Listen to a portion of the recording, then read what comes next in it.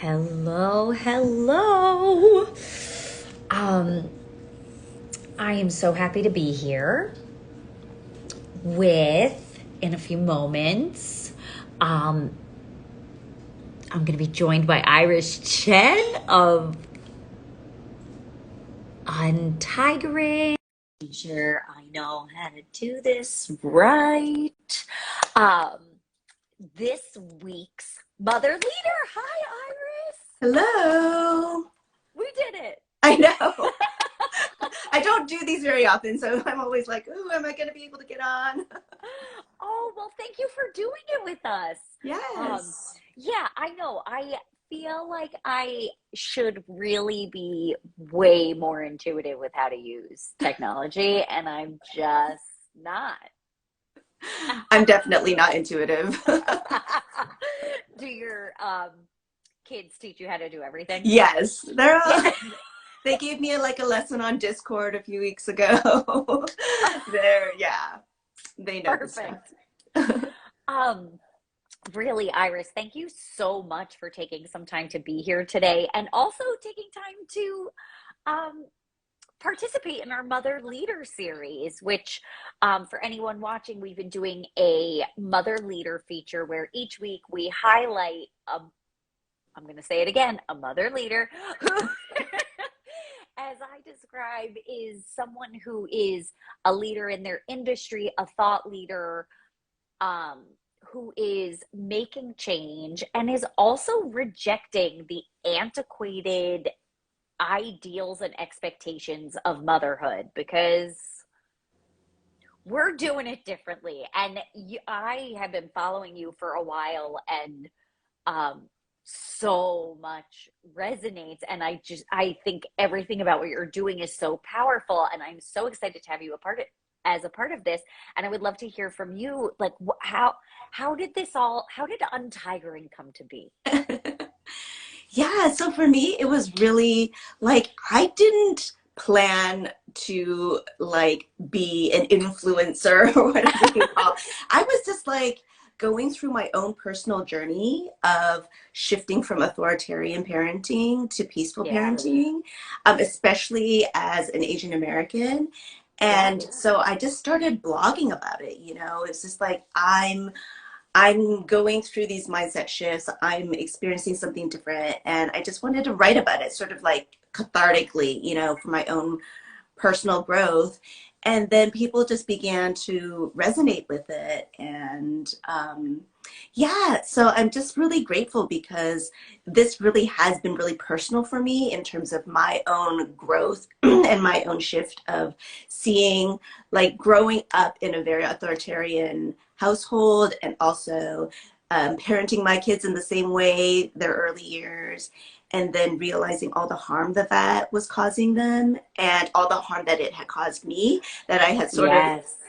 you know, stuffed down and thought like, I'm fine, I'm doing okay, my life is good, and not realizing all the ways that I just didn't know myself and wasn't attuned to my feelings, you know, gaslit Yeah. myself, all those things because of these messages that I got, you know, when I was Well, younger.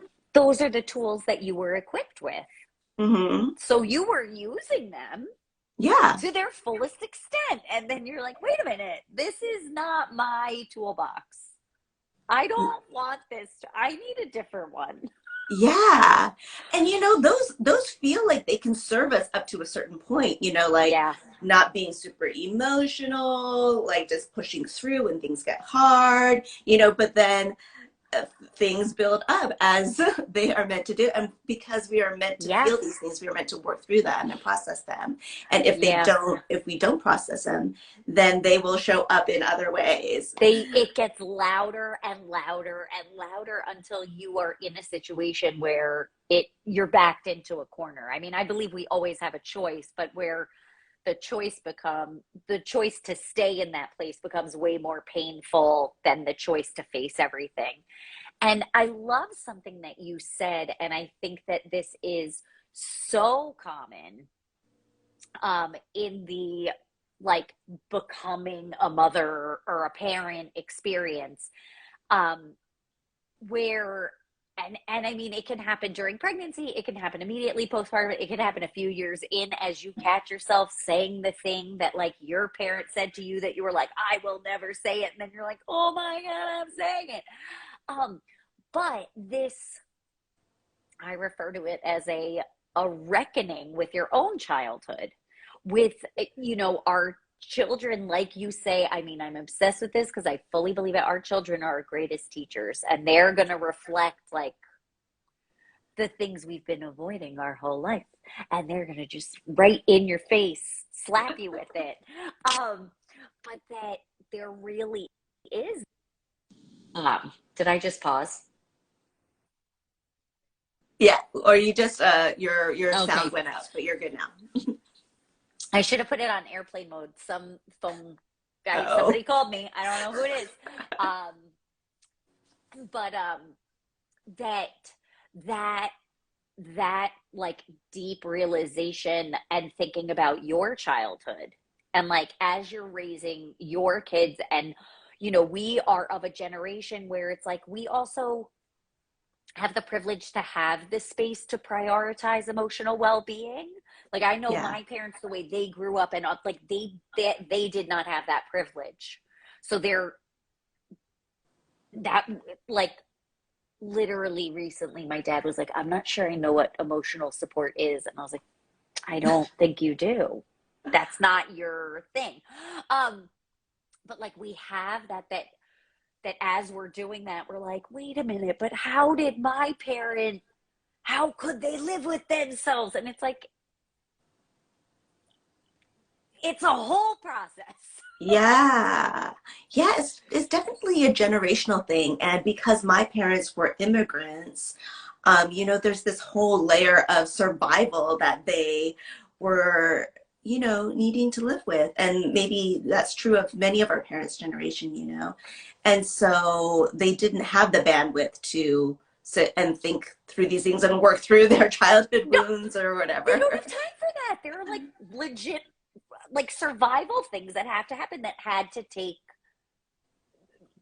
the lead. Yeah, yeah, yeah. So I feel super grateful, and I know that it's a privilege that I do have this space and, the security in life to be able to, like, just take a beat and realize I need to work through these things. And so I'm grateful. I'm grateful for my parents. I'm grateful for the generations before me who have gotten me up to this point, where we do have the tools and what we need to break the cycles. And I'm Yes. hoping that they are cheering us on, that they want to see that, even though it's different than what they've done. I was gonna say it like you said, like all of those tools, like they work up until a certain point, and it's not just within like my life they worked until I got here and then I needed a different one. It's like in terms of like that ancestral inherited trauma, inherited survivalist, Yeah. mechanisms. Like it works until like you're the one to break it. And then, and I agree with you. I like to think, and for you too, like that, your parents and grandpa and all the way back, that they are celebrating you seeing the opportunity to put down those tools and not fight the same struggle that they didn't have it, didn't have a choice, but that they're like, look, we did it. Iris has a choice. Iris can do something different, and they're Yeah. celebrating you in that. Yeah. Yeah. That's definitely how I see it. And it's just so amazing and freeing because we are breaking cycles. And so it can seem like a betrayal of some of our family history, some of, the ways Yeah. things were done in the past. But I really don't see it that way. I really try to see it as, you know, if they know what they know now in their consciousness or whatever in the afterlife or whatever you Yes. believe, just that they they are celebrating just the cycle breaking that we're doing. And so Yeah. yeah. I I I love that. And I also just like, it is not easy to do that, even when you see that that's what needs to happen. So I also want to, take a moment, and everyone who's watching, you could like put a heart or something, or maybe that exploding celebratory thing to like really celebrate, like, Iris, you did it, and you are doing it, and creating a whole movement, writing your book, creating this movement, giving, I mean, we're all adults, so like technically we don't need permission, but we do need permission and inspiration to join you, to Yeah. let go of the things that aren't serving us, honor what they did, thank you, but like I get to do something different now, and that's like really freaking hard and so brave, and you're incredible is what I'm saying. Thank you. Thank you. But yeah, I also, just that intergenerational piece that we were just talking Yeah. about, to see the work that we're doing, the healing that we're doing in an intergenerational way means that we don't have to fix everything in our lifetime. Like that really gives us Oh, permission to, like, we're just taking the next step, just like our parents and the parents before them took the next step of healing and of breaking the generational, patterns, so that the next generation can keep on going. So it's not like we need to be healed. It's not like we need to fix everything. It's like we're just taking up the baton for our moment and for, the work that we can do up until a certain point, and we're going to pass the baton on to the next generation. I mean, I am personally going to thank you for that one. That I don't have to do it all. I just have to, like, I mean, I'm a big Glennon Doyle fan. Um, I feel like that's not shocking. I feel like you're probably like, yeah, that checks out. Like, we just have to take the next right step.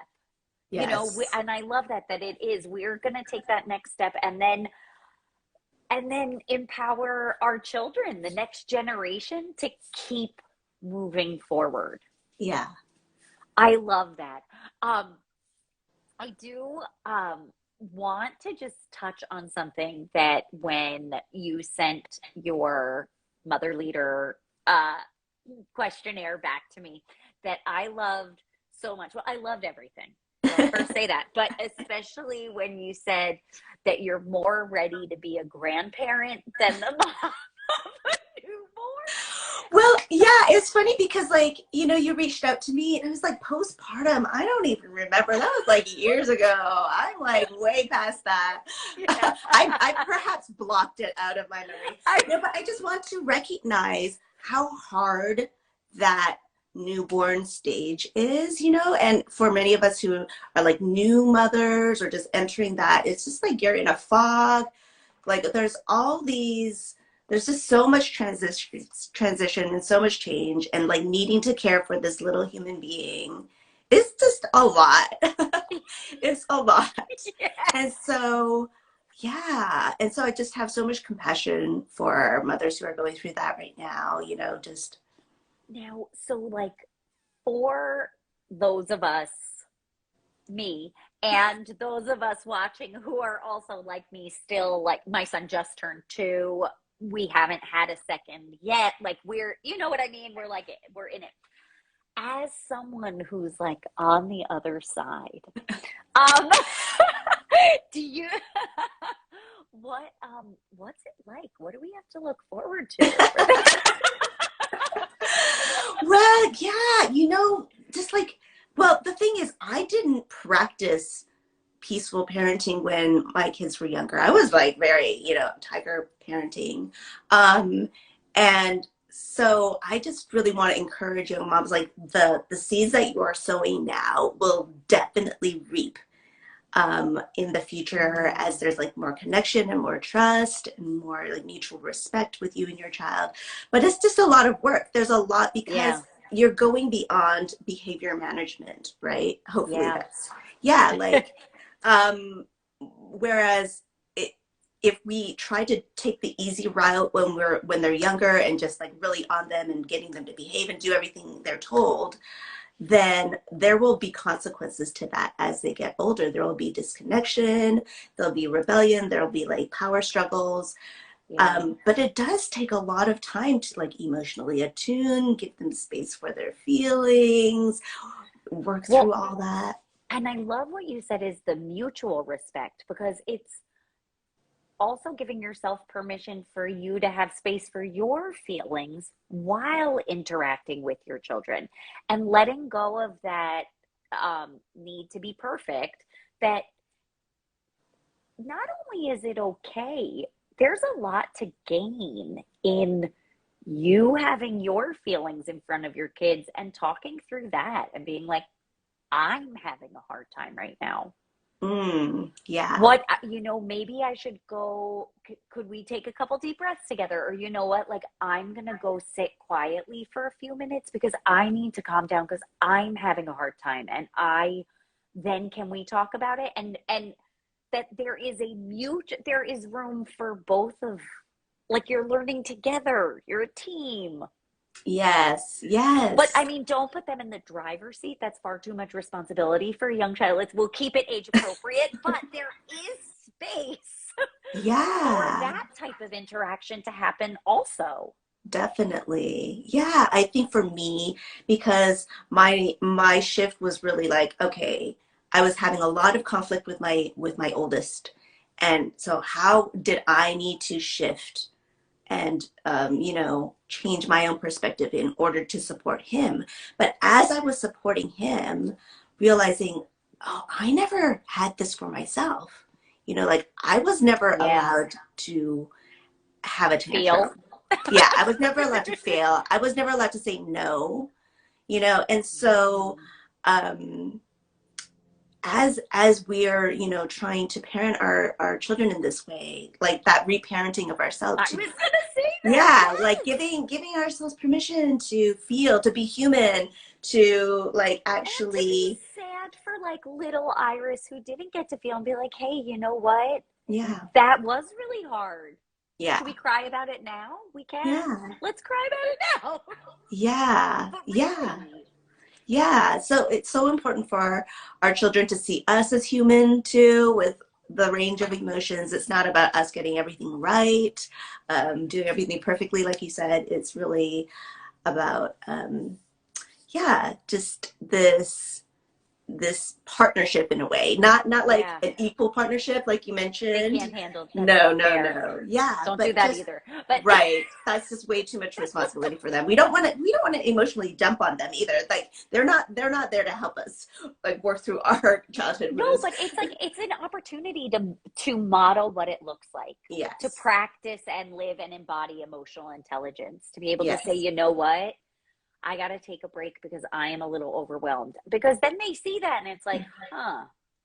So if I'm feeling overwhelmed, I'm allowed to step away and come Yes. back when I'm ready. I'm allowed to listen to my feelings and honor them.